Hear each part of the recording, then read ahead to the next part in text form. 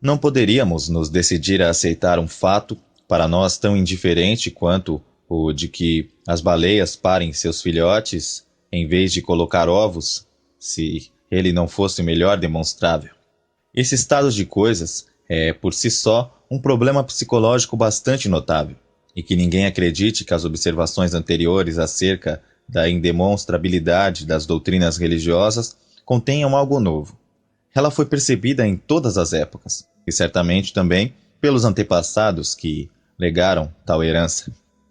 É possível que muitos deles tenham nutrido as mesmas dúvidas que nós, porém se encontravam sob uma pressão forte demais para que ousassem expressá-las.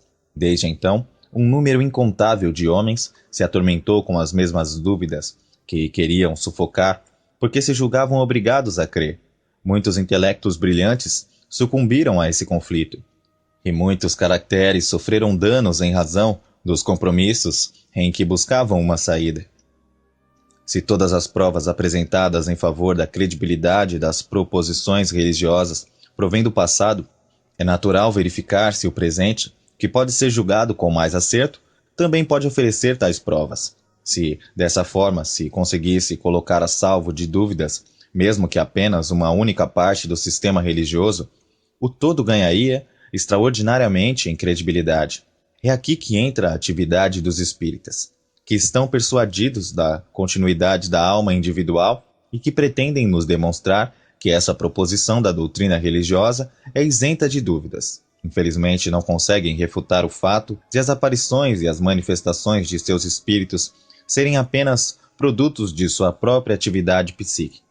Eles evocaram os espíritos dos maiores homens, dos mais destacados pensadores, mas todas as manifestações e notícias que deles receberam foram tão tolas, tão inconsolavelmente ocas, que não se pode acreditar em outra coisa senão na capacidade dos espíritos de se adaptarem ao círculo de pessoas que os invoca.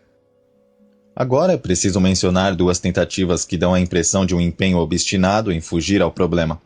Uma delas, de natureza forçada, é antiga. A outra, sutil e moderna. A primeira é o credo que é absurdo. Nota: creio porque é absurdo. Freud alude a Tertuliano, teólogo romano. A primeira é o credo que absurdo, do padre da igreja. Isso significa que as doutrinas religiosas escapam às reivindicações da razão que estão acima dela.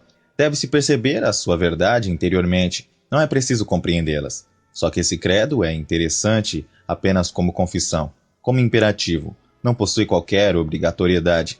Sou obrigado a acreditar em qualquer absurdo? Em caso negativo, porque justamente nesse. Não há instância alguma acima da razão. Se a verdade das doutrinas religiosas depende de uma vivência interior que a ateste, o que fazer com as muitas pessoas que não têm semelhante vivência rara? Pode-se exigir de todos os homens que empreguem o dom da razão que possuem, mas não se pode erigir uma obrigação que seja válida para todos sobre um motivo que existe apenas para bem poucos. Se alguém obteve a convicção inabalável na verdade real das doutrinas religiosas, graças a um estado estático que o impressionou profundamente, que importa isso ao outro? A segunda tentativa é a da filosofia do como se. Ela afirma que em nossa atividade intelectual abundam suposições cuja falta de fundamento, cujo absurdo até, reconhecemos inteiramente. São chamadas de ficções, mas, por variados motivos práticos, teríamos de nos comportar como se acreditássemos nelas. Tal seria o caso das doutrinas religiosas em razão de sua incomparável importância para a conservação da sociedade humana.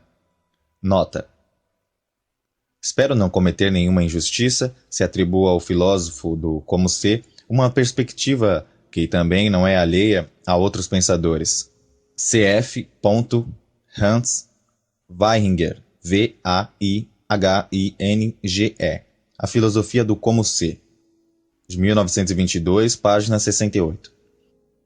Incluindo no âmbito das ficções não apenas operações teóricas indiferentes, mas também formações conceituais que foram imaginadas pelos homens mais nobres, às quais o coração da parte mais nobre da humanidade está afeito, e que esta não se deixa arrebatar. e de modo algum queremos fazer isso. Como função prática, deixamos que tudo isso subsista, mas como verdade teórica, parece. Fim da nota. Essa argumentação não está muito longe do credo que absurdum.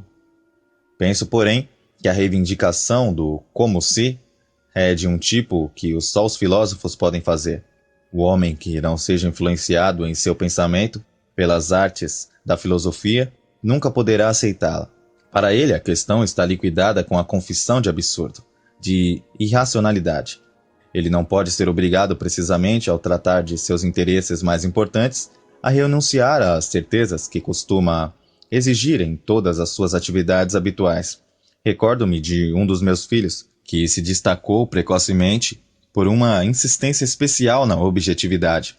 Quando se contava uma história às crianças, que a escutavam atentamente, ele vinha e perguntava: "Essa história é verdadeira?" Depois que se respondia que não, ele se afastava com uma cara de desdém. É de se esperar que a humanidade logo passe a se comportar da mesma maneira em relação aos contos da carochinha religiosos, a despeito da intercessão do como ser. Atualmente, porém, ela ainda se comporta de modo bem diferente, e em épocas passadas, apesar de sua indiscutível carência de comprovação, as ideias religiosas exerceram sobre ela a mais forte influência. Esse é um novo problema psicológico. Deve-se perguntar: em que consiste a força interna dessas doutrinas? A que circunstâncias devem a sua eficácia, que é independente do reconhecimento racional?